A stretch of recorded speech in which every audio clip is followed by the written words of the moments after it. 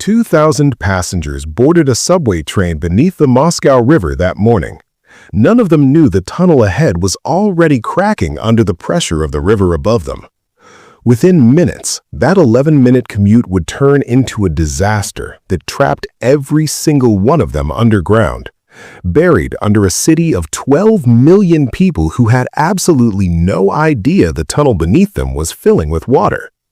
This is Metro. And before the tunnel floods, 3 people in that crowd are already drowning in something else entirely. Moscow has been building on top of itself for decades. Foundations driven deep into unstable ground, underground water redirected and pressurized and ignored by every successive administration that found it easier to build upward than to fix what was already breaking underneath. The subway tunnel beneath the Moscow River was built in 1935. And for nearly 90 years, the river had been slowly trying to break its way back inside. Every train that passed through it added vibration. Every vibration widened cracks that nobody was looking for. During a routine night inspection, a maintenance worker named Sergei notices something that shouldn't exist inside a sealed tunnel: water dripping from the ceiling. He reports it to the station attendant. The attendant dismisses it, probably groundwater after heavy rain. Probably nothing. It is not groundwater. It smells of clay and river silt. It is the Moscow River finding the crack it has been looking for. Andrei is a surgeon. He has spent the night at the hospital saving other people's lives and arrives home in the morning to an empty apartment. His wife Irina didn't come home last night. He knows what that means. He is known for a while. He makes breakfast for their daughter Kusha and tries to be the kind of father who doesn't let what is breaking between him and his wife break what is between him and his child. Their car is blocked by a neighbor's vehicle. They take the subway. Irina spent the night with Vlad, a wealthy businessman who represents everything Andrei's surgeon's salary cannot provide. She is not happy with the arrangement. She is not happy with herself. She is afraid to confess and afraid to leave and afraid that Andrei already knows and is simply waiting for her to say it first. Vlad drops her off in the morning and decides to find Andrei, to say something, to do the right thing, or what passes for the right thing in the life of a man who has been sleeping with another man's wife. He learns Andrei has already left. Traffic brings him to a standstill. He takes the subway. Andrei and Kusha board at one end. Vlad boards at another. 2,000 passengers between them, every one of them expecting an ordinary 11-minute ride, none of them knowing the tunnel ahead is seconds away from collapsing. The train departs. The driver of train number 42 sees it first, a wall of water exploding through the tunnel ceiling ahead of him, not dripping but erupting, the Moscow River finally breaking through completely. He slams the emergency brakes, but by then, the train is already moving too fast. The train derails at speed, carriages skidding sideways along the tunnel walls, passengers thrown from their seats, bodies slamming into glass and metal and each other. The front cars hit the collapsing concrete and the surge of incoming water simultaneously. Everyone in them dies instantly. The middle cars buckle and fold. The rear cars fill with water faster than anyone can process what is happening. 2,000 people were on that train, and in the next few minutes, most of them would never make it out of the tunnel.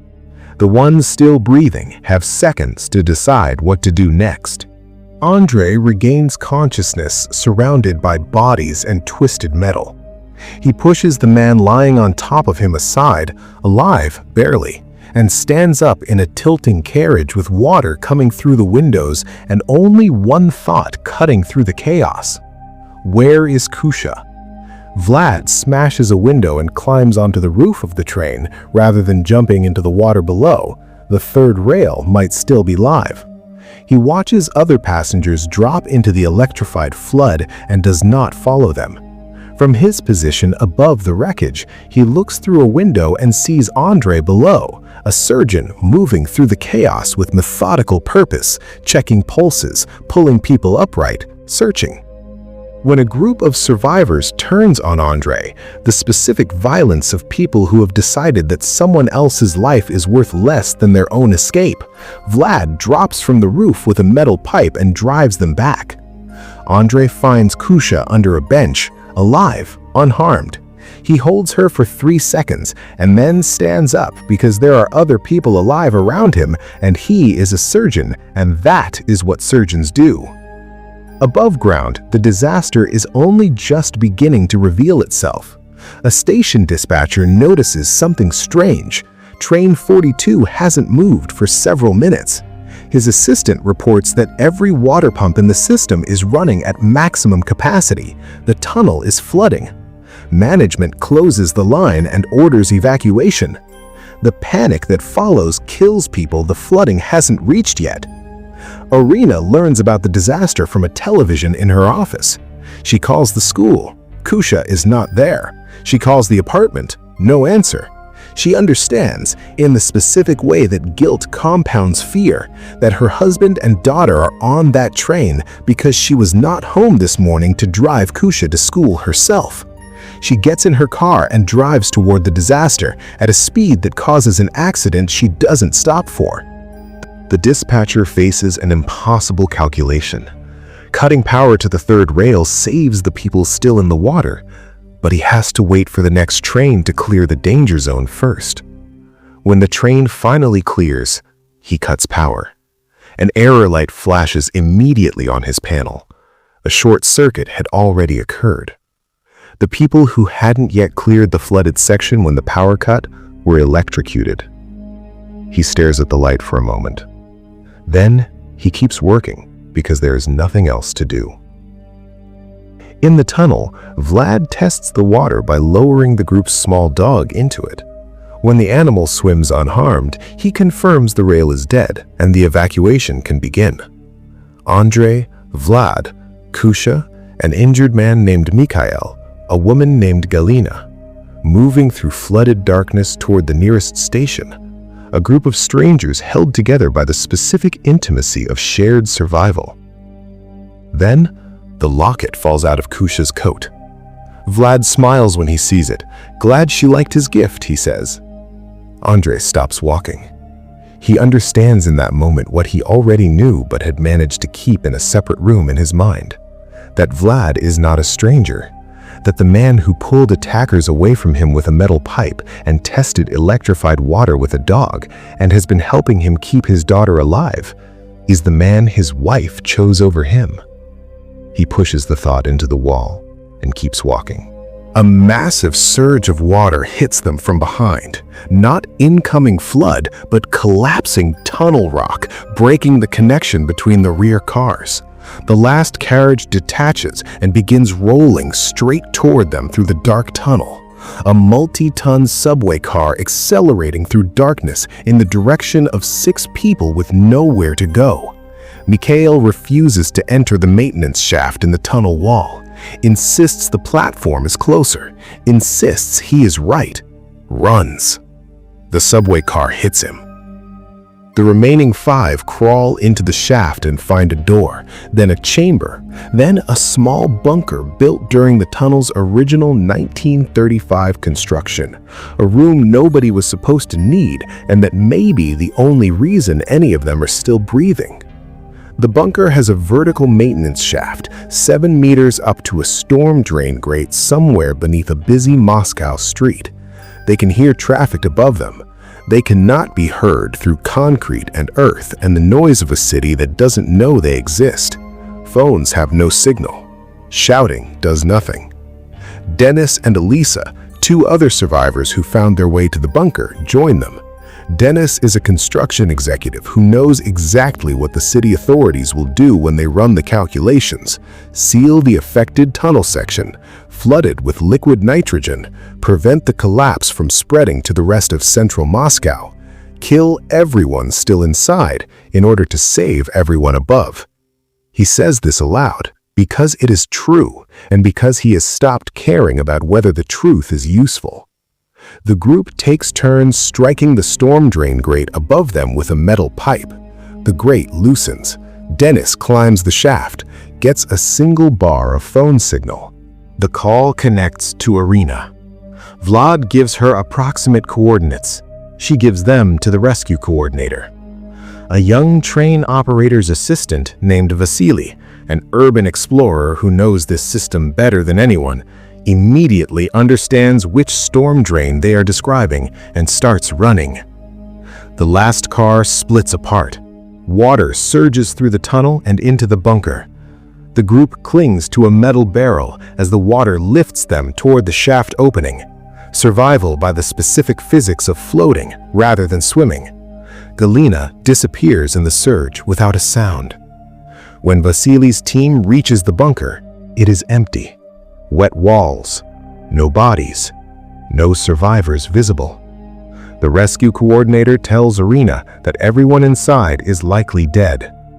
She stands at the edge of the platform and looks down. Someone pulls her back. The water recedes.